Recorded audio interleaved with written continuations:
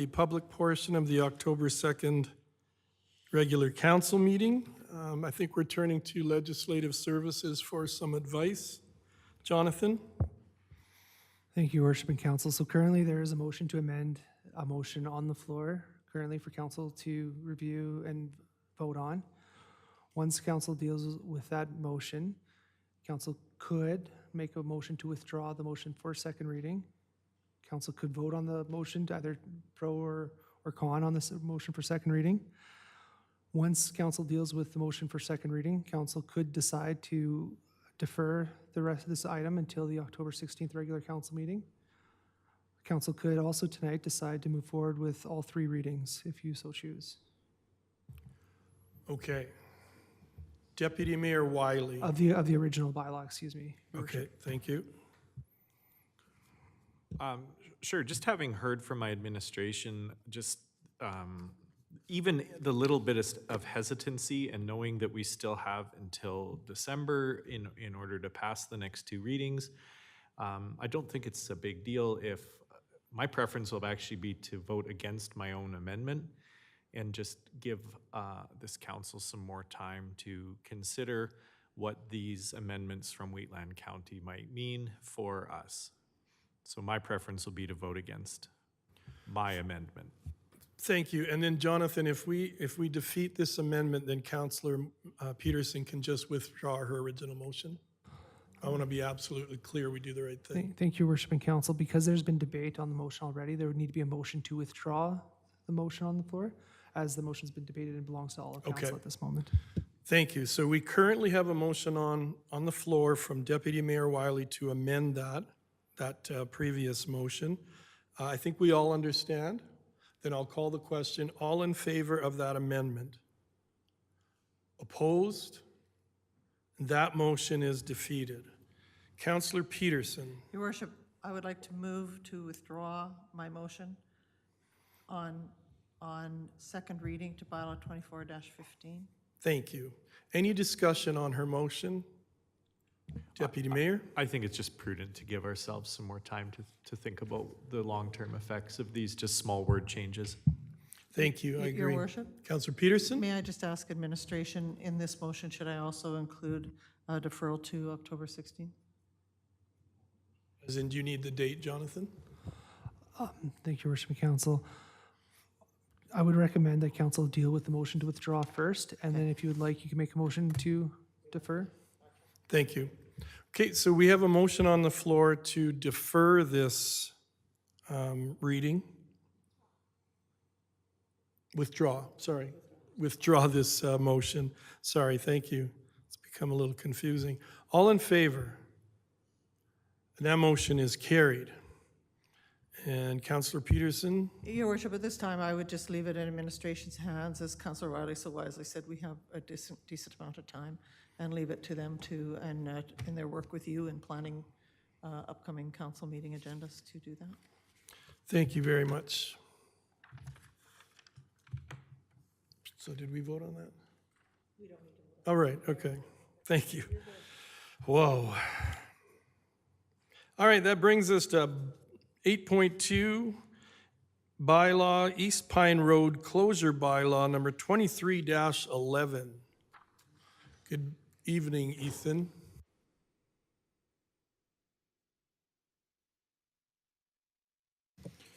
Good evening, Your Worship and Council. Bringing to you bylaw 2311. This was last brought to council approximately 18 months ago.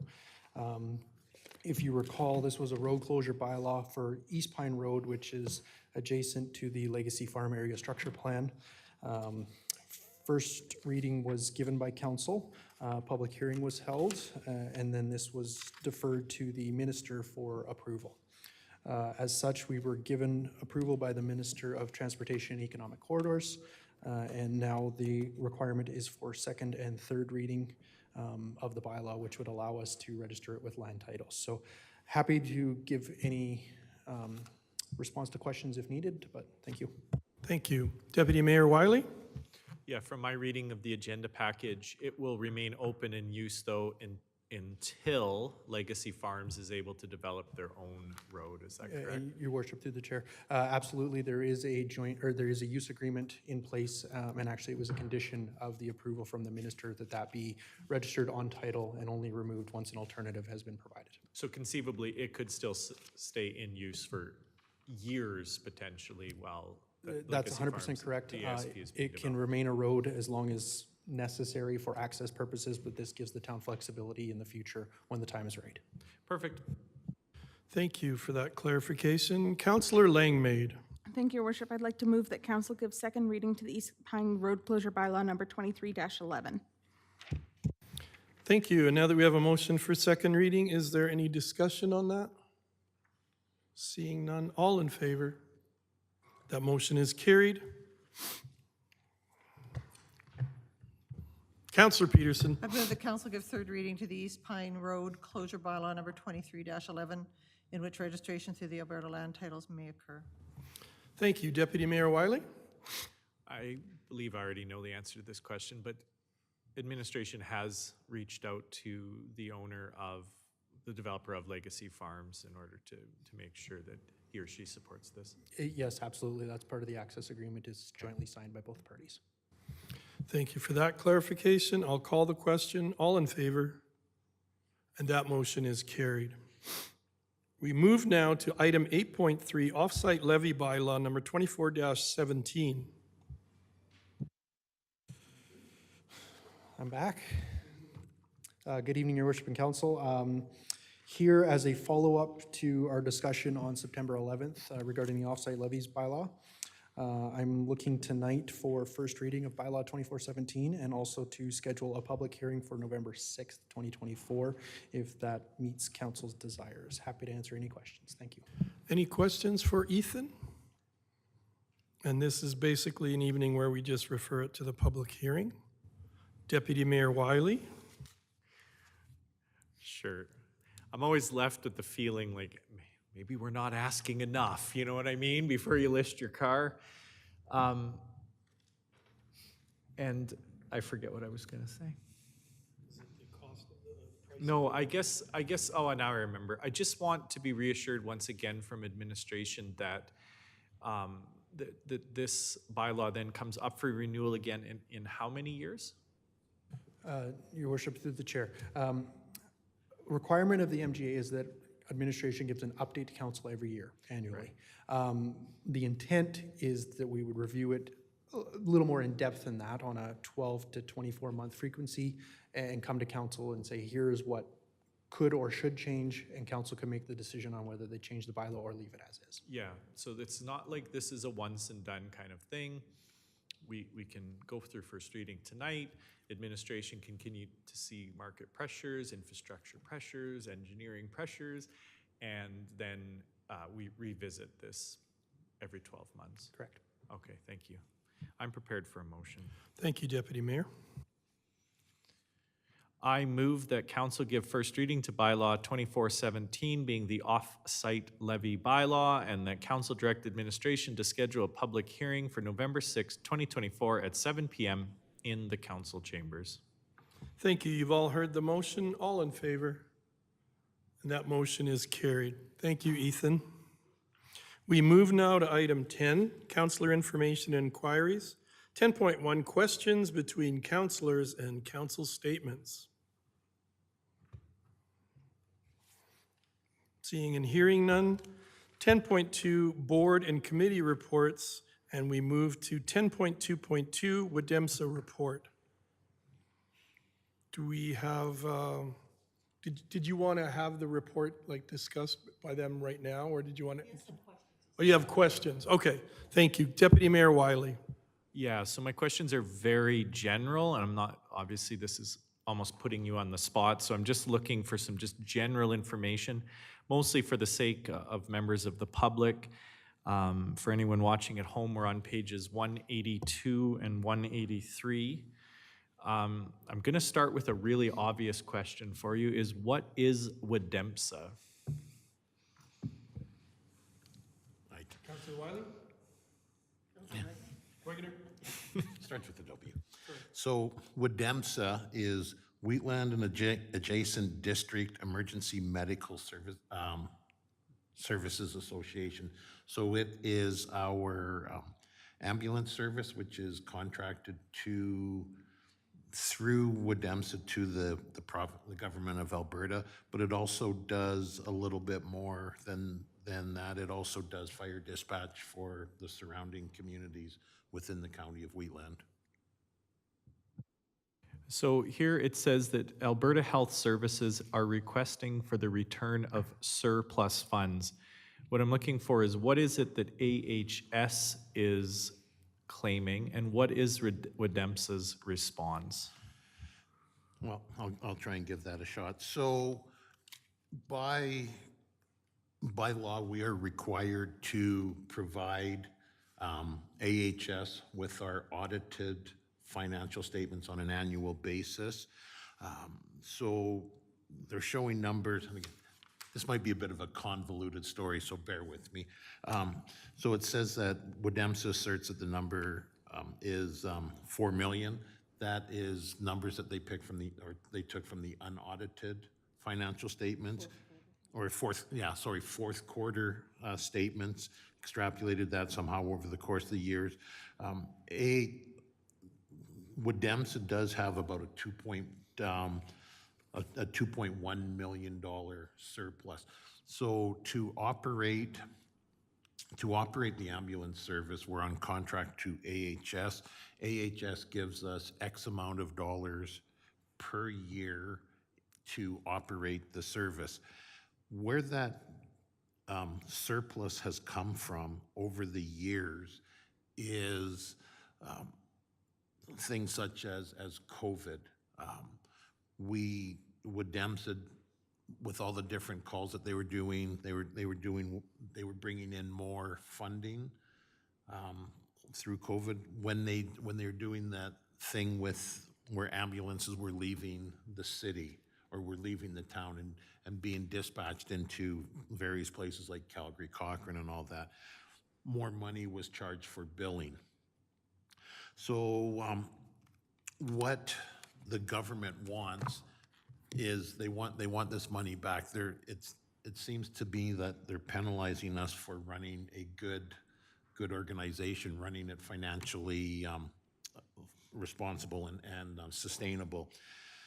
Like any corporation, operating reserves, capital reserves, $2.1 million is about 6 months of operating costs for Woodemsa. They think, AHS thinks that this money, that we should be running it break even as a not-for-profit. So no operating capital. So in the last, and again, I'm not 10, 12 years, we keep signing a contract. 2013, we have not seen an increase in our funding from AHS. This is good operation, good financial responsibility put on by Woodemsa itself. That's why we have that surplus. So again, $2.1 million is 6 months. If they claw that back, there's a very good chance that Woodemsa is gone. Did that kind of answer your question? No, and for the sake of the public, I think that exactly answers it. There's a discrepancy between what AHS is saying that Woodemsa's surplus is and what Woodemsa says their surplus is. Woodemsa is saying that this is just good fiscal management, to have, just like a household would have savings, that they should be keeping a reserve. Then the last question I have, again, just pretty straightforward, is what is the next steps? Oh, Mike, yeah, go ahead. So we had a really good meeting with people from AHS, and we, it was not an easy conversation. It took place in the public domain, and they asked us 4 questions, and those 4 questions are here. They asked us, are we willing to refund the surplus? And the answer is, you know, first of all, we need to agree on what is surplus and what is not, and what is operating funds, and that the surplus is restricted. The second question they asked was that they are demanding an explanation outlining the rationale for the reported surplus and the variance. So we will definitely do that. Our administration is working on that. And that there is one of the things that I think is good for partners to WADEMSA to know is that for many years in the WADEMSA organization, which is 30-some years old, I believe now, 88? Thank you. Wheatland County ran all the books. So it has only been relatively recently that those books were separated. So we can go back into those audited financial statements, I think till 2015, and we can assert very clearly from when WADEMSA was running their own books what the deal was, but we have a lot of work on our plate to do anything prior to that. So they understand that, and they know that. They will wait for that. The third thing that they want is for WADEMSA to provide financial statements back to 2009, which clearly break out the AHS costs from the other costs, so from the fire dispatches, Councillor Wagner said. And there are some other supplementary costs for Wheatland County having done that work, but they want that broken out. And so that's where we're at now. So we have a lot of work to do. Yes, yeah, you can speak to that, yeah. So one of the other things, they were looking at the liquidity of the assets. So again, with it, the ambulances, we just purchased, I believe, 3 new ambulances that came to us within this year. And they want to find out how liquid things are. They also have right of first refusal on everything that we own. And it's not at, I think it's at valued, like at the market value of that, not what we owe on it. So like any vehicle, you drive it off the lot and you lose X amount of dollars. So it's, I believe that's kind of it with the accounting of the liquidity of the assets. Did I miss anything on that, Councillor? No, you did not. Deputy Mayor? Just to thank you for the work you're doing on this board. And just to be clear, there's going to be a motion to accept it, but it's just, council is accepting this only as a report. We're accepting this report just as information. We're not taking a side or anything like that. We're just going to let the board and AHS work through this. Councillor Wagoner? Yeah, and as you say, Deputy Mayor, it's something that we are working through with the government. So our WADEMSA board is working through that with AHS and the government of Alberta. So as we hear or as things progress, we will definitely keep council advised and apprised of what is going on. But it's it was a bit of a shock when you see a letter when they're trying to claw back $4 million, then we don't have $4 million. I think another thing that's really important that they were really forthcoming in their meeting with us, and they said, you know, we want to be very clear, we're not singling you out. We've been told to go into these organizations that operate on these contracts like we do and to get the surplus money because we need it. And they've been very, very direct with us. And one of the other comments that was made on there is we, as the WADEMSA board, it's fiscal responsibility, but there are other contract operators out there, from what I've been told and what I understood from that meeting, that are just running on shoestring budgets, and if they have an oops in there in anything, they could fold, and it ends up. Then they're absorbed by AHS as a whole. And that was one of the questions that I posed to them. Do they want to run WADEMSA? And if they do, with the amount of money that they're paying us, can they actually run it on that type of money? But there was no real response from that. He So said, I don't speak up on behalf of the government. of the GOA. Yeah. Thank you. Thank you. If there are no other questions, we're just looking for a motion to accept the report as information. Councillor Langmaid? Thank you, Your Worship. I move that we accept item 10.2.2, Wood-Dempster Report, September 16th, 2024, for information as presented. Thank you. All in favor? That motion is carried. We move now to question and answer period. Are there any questions? Are there any answers? 10 point, Councillor Wagoner.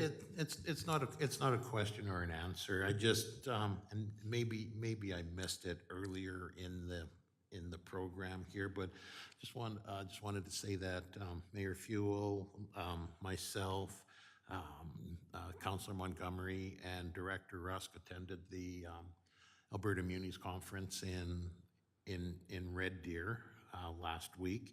It was a pretty good conference. There was some good presentations in that. I did gather some information out of there, so I did send kind of my notes through or from the conference to everybody. So if anyone has any questions about it, I would be willing to answer any questions. But again, I think overall it was a good conference, and there was some good presentations there. And we did have one motion about financial help for the smaller municipality fire departments, and Mayor Fuel did his talk to that and got a few laughs with the Aflac duck, and so it was. I think overall, I think it was a good one. We met some high-end people. We had a very good meeting with Minister McIver. It started out, we had 15 minutes. Mayor Fuel went in there and said, "This is not an ask, this is a feel-good thing," and he seemed to really enjoy that. We just, it was, like I say, a very, very positive, very positive meeting with him. He told us we were the favorite. Well, I think we kind of bribed him to say Yeah, that. he told us we were the favorite municipality that day who came to see him, so that's good for us. We move now to administrative inquiries. Are there any? Jonathan, no, good.